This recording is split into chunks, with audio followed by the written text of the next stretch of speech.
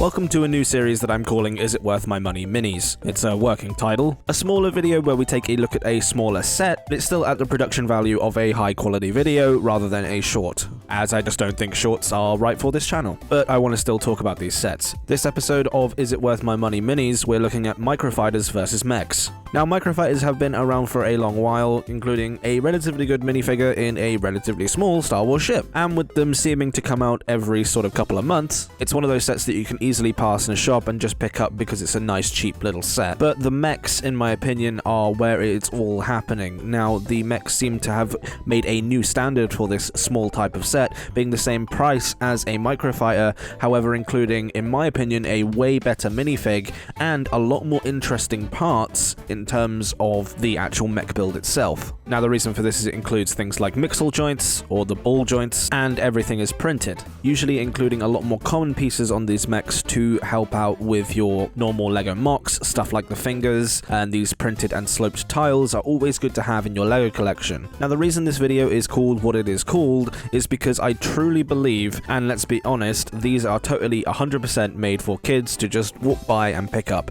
However, if you are an AFOL, you can easily pick these up and get some decent pieces and a decent minifig for, in my opinion, a really good price. Now, as you guys know, I am obsessed with minifigs. I will buy an entire set sometimes just for the minifigs. So seeing this kind of a set just chilling on a shelf, especially with this Miles Morales mech, I just had to pick this one up. And it's the same with the Microfighter as well. This Han Solo, sometimes people just don't want to buy one minifigure off of things like Bricklink. So being able to pick it up fairly cheap and getting pieces is a good buy in my opinion. Now, what is the future of Microfighters with a Marvel CMF and a Star Wars CMF pretty much confirmed at this point? I don't honestly know. I like the idea of kids being able to pass something in the shop and just impulse buy something. I think that is a good option for Lego, considering that you do actually get a pretty okay build. I mean, personally, I'm just going to destroy it and put it in my collection, as I feel it gives you better pieces, and I personally don't see display fans or older fans of Lego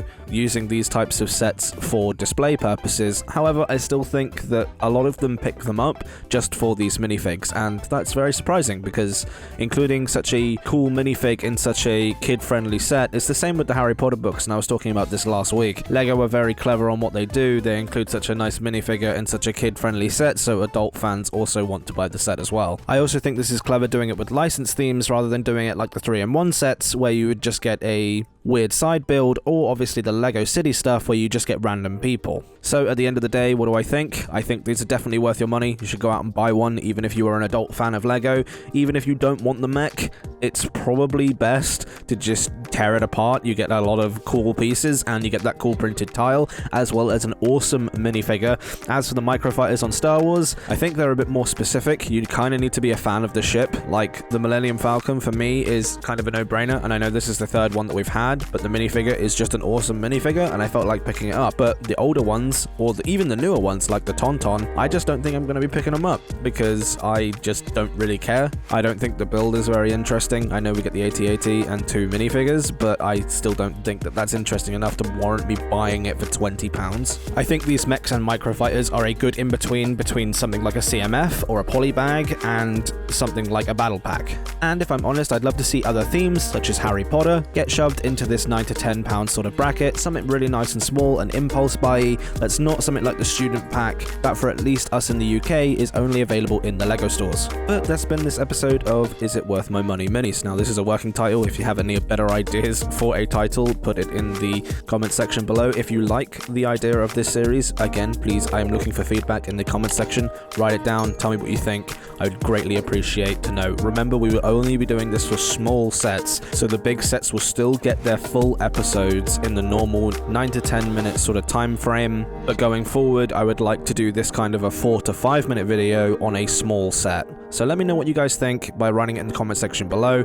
If you haven't joined the Discord or anything like that, go ahead and join, and if you want to support this channel further, you can go ahead and press the join button. Thank you to all the members that make these videos possible, and I'll speak to you guys in the next video.